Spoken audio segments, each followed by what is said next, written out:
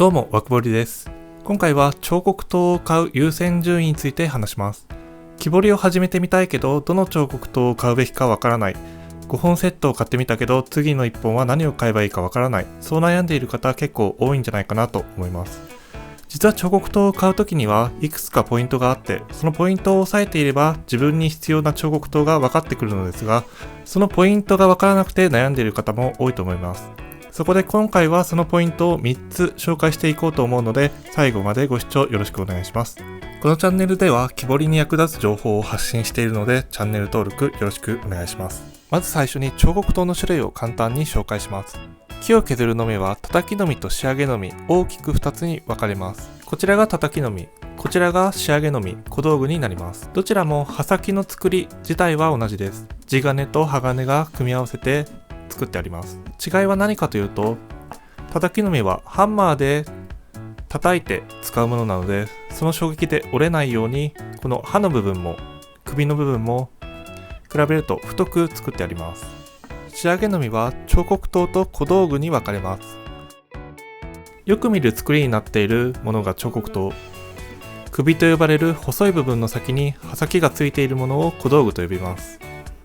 大きい木材や硬い木材を使って彫刻する方は叩きのみ、奥行きが必要なものを彫る場合には小道具、どちらでもないという場合には彫刻刀を集めるといいと思います。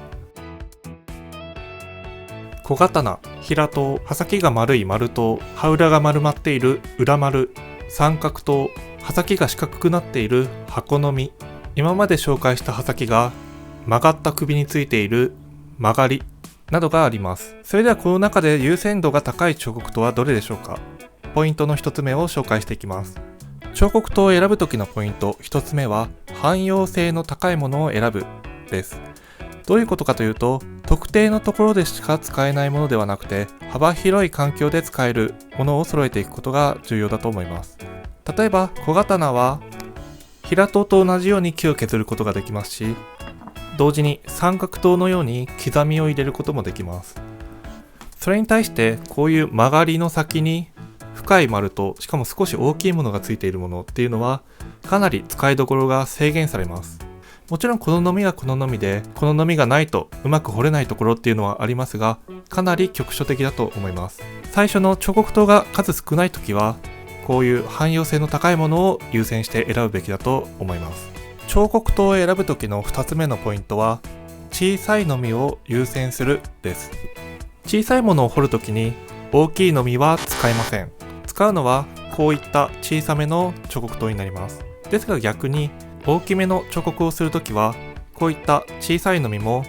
細部で使うようになります。なのでこだわりがなければ、まずこういう小さめの彫刻刀を優先して集めて、少しずつ大きめの彫刻刀を揃えていきながら、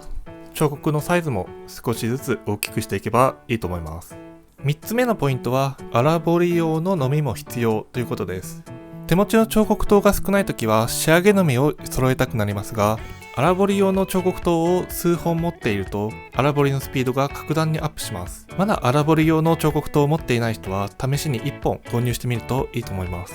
それではもし僕がこれから1本目から彫刻刀をまた集め直すとしたら、どれを買うかというのを考えたので紹介します。もし僕が彫刻刀を一から買い直すとしたら、この順番に左から買っていくと思います。参考程度に彫刻刀の紹介をします。2部の小刀左、4部の小刀左、2部の極深の丸刀、1部の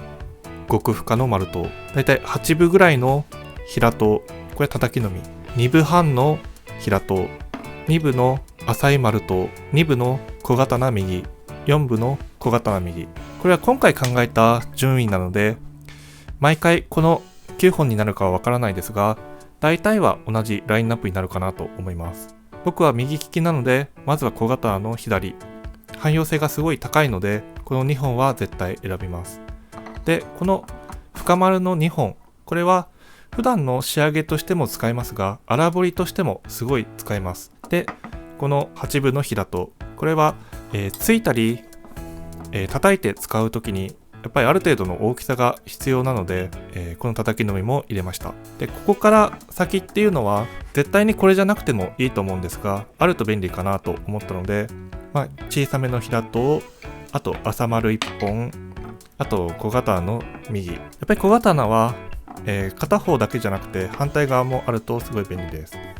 まずはこの9本を集めて、その後に、1本ずつその時その時彫りたいものに合わせてまた彫刻刀を選んでいくと思います。それでは僕がいらないと思っている優先順位が一番低い彫刻刀はどれかというのを紹介します。これは僕個人の意見なので全然参考にしないでいいんですが、僕が一番優先度が低いと思っている彫刻刀は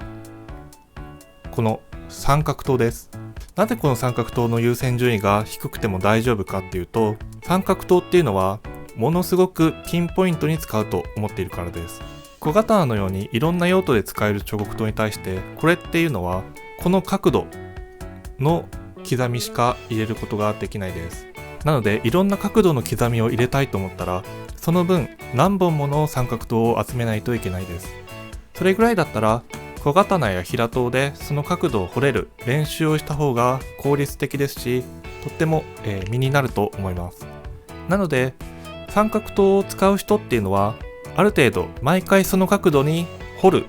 彫刻を何体も彫るっていうことが決まっている場合は使ってもいいのかなと思うんですが、そうじゃなければ小刀や平刀で十分かなと思っています。それでは今回のまとめです。彫刻刀を買う時の優先順位ポイントの3つは、まず1つ、汎用性の高いものを選ぶ。2つ目は小さいのみを優先して集める。3つ目は荒彫り用ののみも必要でした。それでは今回も動画を見ていただいてありがとうございました。チャンネル登録、高評価よろしくお願いします。それではまた次回の動画でお会いしましょう。バイバイ。